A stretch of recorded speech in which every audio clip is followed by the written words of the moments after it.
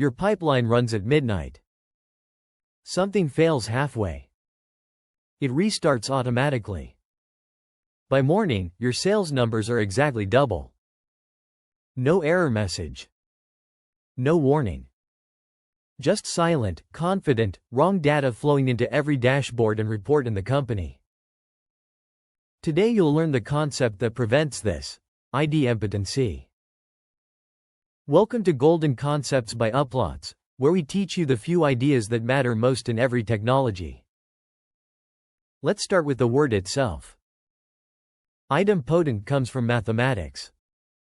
It means, run this operation once, or run it 10 times, and the result is identical.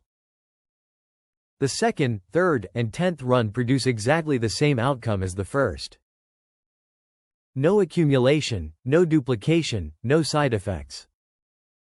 In data engineering, idempotency is the difference between a pipeline you can trust and a pipeline you're afraid to touch. Here's why pipelines fail. Networks drop. Servers crash.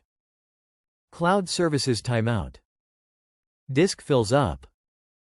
An upstream table arrives 3 hours late. Failures in data pipelines are not edge cases.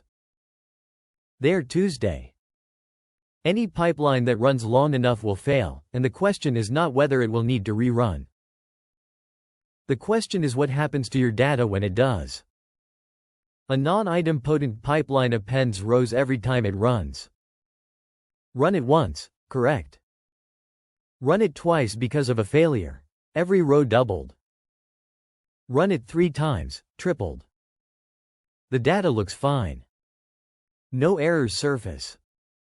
Dashboards quietly showed 2 or 3 times the real revenue, and someone is making decisions on numbers that are completely wrong. Now look at what an idempotent pipeline does differently.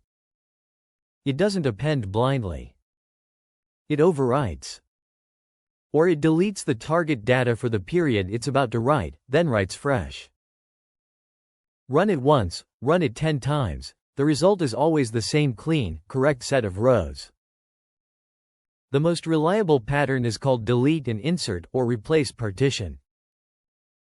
Before loading data for, say, January 15th, you delete everything already there for January 15th, then load fresh. The previous failed run's partial data? Gone. The result is always exactly one clean copy, no matter how many times the pipeline ran. Some systems go further with a pattern called upsert. Update the row if it already exists, insert it if it doesn't. Never blindly add. Always check first. And the key ingredient that makes all of this possible ties back to episode 3, partitioning. When your table is partitioned by date, replacing one day's data is a clean, surgical operation. Delete January 15th's partition, reload it, done. Without partitioning, replacing partial data becomes dangerous surgery on a single enormous table. Idempotency also connects to how orchestration tools like Airflow handle reruns. A well-designed pipeline can be re-triggered for any past date, any number of times, and produce trustworthy results. Teams call this backfilling, going back and reprocessing historical data after a bug fix or a schema change.